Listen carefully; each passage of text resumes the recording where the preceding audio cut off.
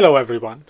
A while ago a friend and I jokingly wondered when the last living member of the Flat Earth Society would finally die. So I was quite surprised to find that there is actually a rather large number of people who seem to be sincere in their belief that Earth is indeed flat.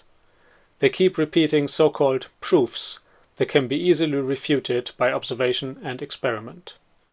My goal in making this video cannot reasonably be to convince any of these people of the opposite, but I thought it might be a good idea to show some people who are interested some of the evidence we actually have for a spherical Earth that is inconsistent with a flat Earth, and how and why all of the so-called proofs for a flat Earth really amount to nothing at all. Some are outright lies, many just refute straw men or affirm the consequent, but the majority are just arguments from incredulity and arguments from ignorance. This is the start of a series of videos for a claim-by-claim refutation of Eric Dubay's video 200 Proofs Earth is Not a Spinning Ball video book, linked in the description. The contents of that video are also available for download as a PDF, but I won't link to it since the video is a verbatim reading of the book. I may, however, on one or two occasions use a picture from the PDF that is not in the video to make a point. So let's get started. 200 Proofs Earth is Not a Spinning Ball by Eric Dubay. Actually, it is neither 200 different points, they are mostly repetitions, nor is any of them a proof. They are not even evidence. I will play a portion of the original video so no one can say I am misrepresenting what he said, followed by my extensive comments. Sometimes a bit of math is unavoidable to show how the arguments for a spherical Earth follow from repeatable observations and equations anyone can derive and validate. I will occasionally refer to material by others who are more qualified or have made a more eloquent argument than I could hope to present. 1. The horizon always appears perfectly flat 360 degrees around the observer regardless of altitude. This is simply false. It seems to originate from the casual observation that from ground level the horizon appears perfectly flat and no curvature can be seen with the unaided eye, even from most mountains and with high-resolution digital cameras. Without a level, it will also be almost impossible to detect the amount by which one would need to look down from eye level. Let's take a look at what kind of horizon we would expect to see from a ground-based observer. Martimer81 has done the math, so a big shout out to him. He's somewhat more proficient in this stuff than I am, but it's really just basic trigonometry and not that hard to follow. It would have taken me just a bit longer to arrive at the same results. I'll link to the video below. He calculates that on an Earth with a radius of roughly 6,400 kilometers, we can expect the horizon to be 0.045 degrees below eye level when the observer is 2 meters above an unobstructed surface, that is, one without buildings or any terrain features. The horizon line will curve downwards towards the edges of a camera frame with a horizontal field of view of 118 degrees to 0.088 degrees. On a typical action camera at a 1080p resolution, that would be less than 1 pixel and thus barely noticeable. The reason some experiments found the Earth to be optically completely flat is due to refraction in the atmosphere. When traveling from an optically less dense medium to a denser medium, light is deflected towards the denser medium. This is caused by a lower speed of light in the denser medium and follows directly when describing light as composed from individual spherical waves according to the Huygens-Fresnel principle. Since air is compressible and pushed down by the air above it, it is denser near the ground, so light is bent downwards to make the Earth appear somewhat flatter than it actually is. This may be compounded by an inversion layer with colder and thus even denser air close to the ground. In this case, the Earth may actually appear almost or completely flat. We'll come back to that later. All amateur balloon, rocket, plane, and drone footage show a completely flat horizon over 20 plus miles high. Let's look at what we would expect to see from higher altitudes. Would we really see something that looked like a ball from more than 30 kilometers up? If we rise high above the surface, such as high-flying airplanes and weather observation balloons regularly do, we'd expect to see the horizon line drop below eye level, and also to observe a visible curvature. The effect is small from normal airliners cruising at 13,000 meters, where, according to the calculations before, and also assuming the same 118-degree field of view action camera, we would expect a drop of the horizon of 3.7 degrees in the center and a further drop of around 3.5 degrees towards the edges, a minimally observable curvature. Near the maximum cruising altitude of Concorde, at about 20,000 meters, these numbers increase to a downward angle of around 4.5 degrees in the center and another 4.2 degrees lower at the left and right edges.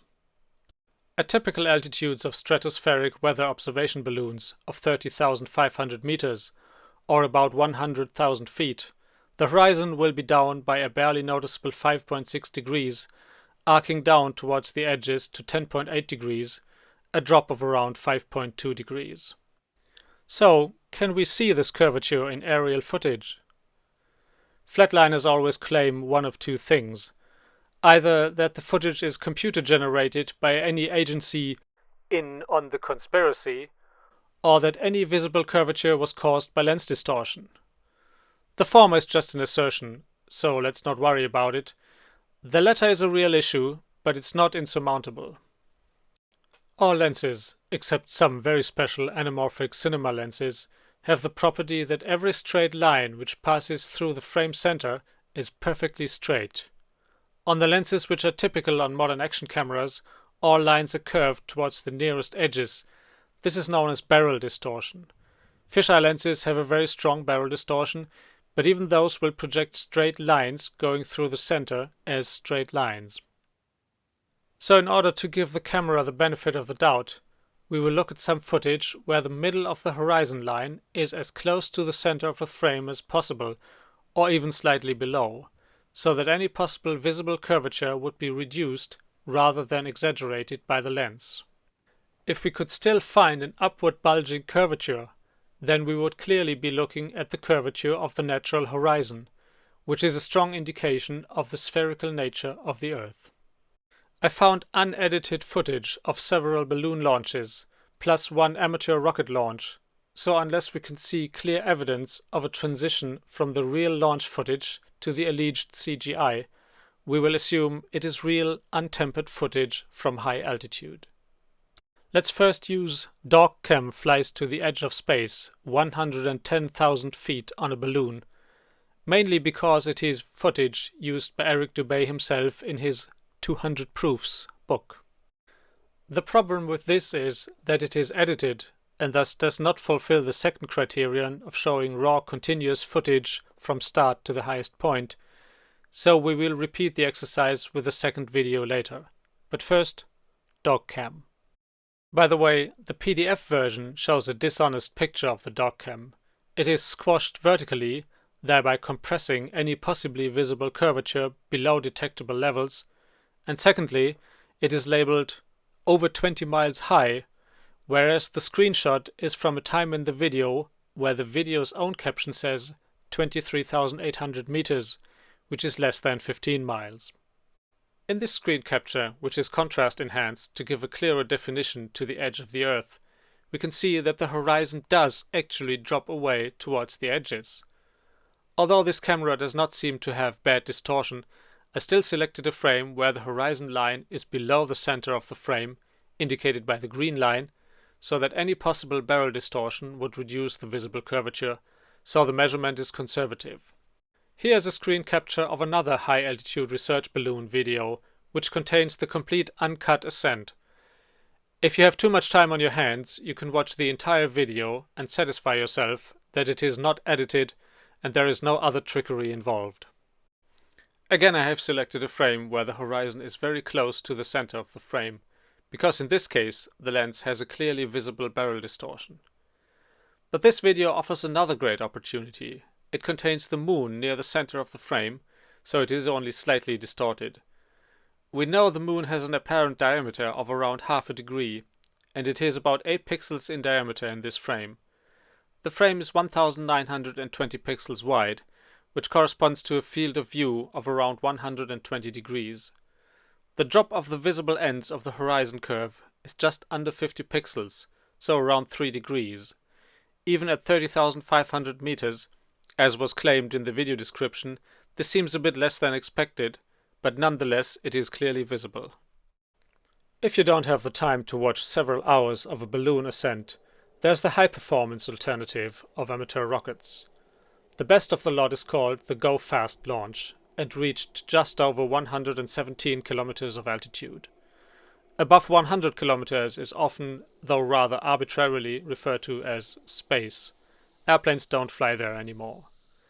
Technically, it is called the thermosphere. There is still some gas there, enough to make satellites at these altitudes fall from the sky after a few weeks. So here are two screenshots from the onboard camera of the 2014 Go Fast launch. Again, I selected frames where the horizon line is near the center of the frame. I rotated them around the center so they appear similar to the other ones. I don't know how far from apogee the picture actually was, so I'll assume it was somewhere around 100 kilometers high. Here we would expect the horizon to have dropped to around 10 degrees. To figure out the expected drop at the edges, we need the camera angle of view. And again we are lucky to have the moon in shot. It measures around 22 pixels in diameter. Since this is around half a degree, the total frame of 1920 pixels would be roughly 44 degrees. For these values, we would expect the edges of the horizon curve to be around 0.8 degrees lower than the middle. This doesn't seem to be a lot, but with the moon being 22 pixels wide for half a degree, 44 pixels equals 1 degree, so we would expect the edges to be around 35 pixels lower than the center. And if we measure the photo, this is roughly what we find.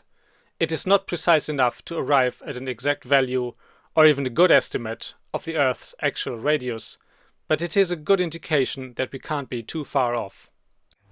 Only NASA and other government space agencies show curvature in their fake CGI photos and videos.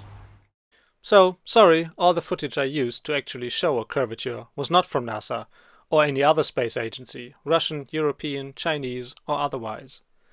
But for all who have been waiting patiently, here's some well-deserved beautiful footage shot from the International Space Station. But the amateur footage observations fit nicely with a spherical Earth model. We don't need NASA to tell us anything, when we can just look ourselves. Launching a weather balloon is cheap, and so are cameras. Almost anyone can do it. And removing the lens distortion is also not too hard. Of course, this is not proof, but it constitutes evidence. It is the result of an observation which could have disproved the theory, but did not.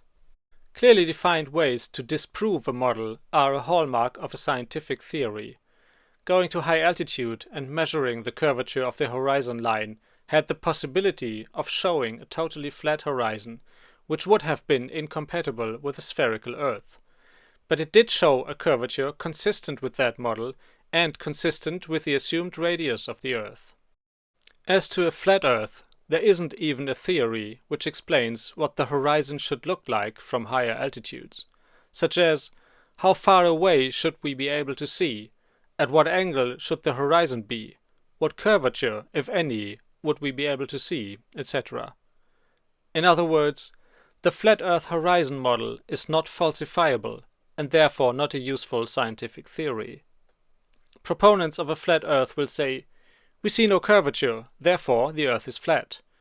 But ask them what exactly they'd expect to see instead, and they will always sidetrack the conversation without giving a clear answer. The reason is simple. If they could come up with a verifiable and falsifiable answer, they could easily be proven wrong, so they'll avoid that at all costs. 2. The horizon always rises to the eye level of the observer as altitude is gained, so you never have to look down to see it. If Earth were in fact a globe, no matter how large, as you ascended, the horizon would stay fixed and the observer would have to tilt looking down further and further to see it. Yes, we would have to look down further with increasing altitude, but the angle is negligible from eye height at sea level, and even from Mount Everest it cannot be more than 3 degrees. As with the curvature, flat earthers do not really say where the horizon should be. And if it stayed at eye level, even a flat disk model would run into problems, but that's for another video. So, thanks for watching.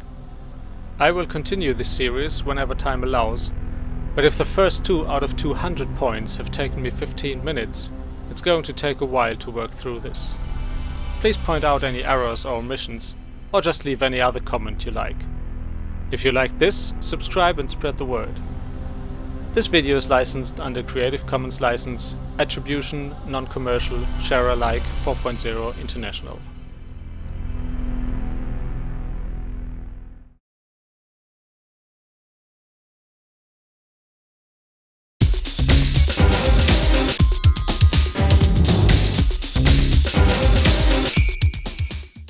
Hello everyone. It seems that a lot of people have difficulty understanding why the horizon is curved on our Earth as soon as you rise above the surface, and technically, although usually undetectable, even from eye height standing at sea level. At first it seems obvious. The Earth is a sphere, close enough anyway, so of course the edge should be curved. But then you start thinking, and figure out that, equally obviously, the horizon would be at the same angle all around. So how could it be curved? It should be dead straight. We might call this an optical fallacy. It comes down to projection and perception. First, let's do a little thought experiment. How does it follow that something that is at the same angle all around you would appear straight? Let's look at things that actually are straight. Imagine a piece of straight and perfectly level road, not caring about the surface curvature at the moment, because we will be limiting ourselves to very short distances. Now, say, the stretch of road is 20 meters long, and you are standing in the middle of it at one edge and look towards the opposite edge, as if to cross the street. For the sake of the argument, let's assume your eyes are 2 meters above the ground, and the road is also 2 meters wide. Yes, that is a very tall person and a narrow road, but it makes for nicer numbers. So, looking at the opposite edge, straight ahead, you have to look down by 45 degrees. Now look to the left to see the end of the road, some 10 meters away. According to basic trigonometry, you will have to look down only by about 11 degrees to see that point, which is not really that far away. Now, all points to one side will appear under a different angle, so shouldn't the road appear curved? We all know that it does not. Your senses will tell you quite correctly that it is perfectly straight. Although the human eye has a heavily distorted projection, your whole experience for all your life has trained your visual system to know which projections to your retina, combined with other sensory perceptions, correspond to straight lines, and which correspond to curved lines. These perceptions can be fooled in optical illusions, but for normal situations they work extremely well and are very reliable. For small to moderately large angles of view, our perception agrees very well with what is called a rectilinear projection, in which straight lines are projected onto film or digital sensor as straight lines. It is clear that on a photograph of the street of our thought experiment, we would see the street as a straight line. We could make a large transparency from it, and we would be able to hold it in front of our eyes such that it would align perfectly with reality. A pinhole camera creates a perfect rectilinear projection like that. Things become more complex when we use very large angles of view or curved projection surfaces, but that is beyond the scope of this video. Now imagine fixing the endpoints of our hypothetical street, removing the straight opposite edge, and replacing it with a circle around our feet with a radius of the distance to those endpoints, just over 10 meters away. When we then look at the point of the circle directly ahead of us, it will be the same distance away, and we will have to look down by the same angle as we did for the endpoints to our left and right sides. And yet, it will not appear straight, but we will clearly be able to see and recognize it as an arc. Basic geometry tells us that things work exactly the same if we simply scale up the entire thing, so that we are no longer 2 meters high, but, say, 250,000 meters, and the circle has a radius of 1,800 kilometers instead of 10 meters. These figures correspond to a low Earth orbit, somewhat below the ISS. Using the typical rectilinear projection, straight lines to straight lines, which agrees with human perception, There is no reason why the circle of the horizon should not appear curved to both the human eye and a camera. These pictures visualize a pinhole camera projection surface. Its size is wildly exaggerated, but it is easy to see that it would work exactly the same when sensor width and focal length are scaled down proportionately. While it is true that all rays reaching the pinhole from the horizon are at the same angle, those striking the projection surface nearer the edges have to travel on for a longer distance and thus rise further before they hit it, in total creating a curved line. I hope this clears up why we would expect to see a curved horizon from higher altitudes, even if the horizon itself is a flat circle. I have published an interactive horizon curvature simulator on GeoGebra for all to play around with. I will link it in the description below. In a future video, I will be talking about the horizon on a flat Earth. It is going to take a bit longer since there is no generally agreed on model of the flat Earth in the first place, so I will have to consider the implications of different sizes, observer positions, and finite versus infinite models. That's it for today. Thanks for watching. Subscribe to this channel if you like and spread the word. This video is licensed under a Creative Commons license, Attribution, Non-Commercial, Share Alike 4.0 International. See you next time.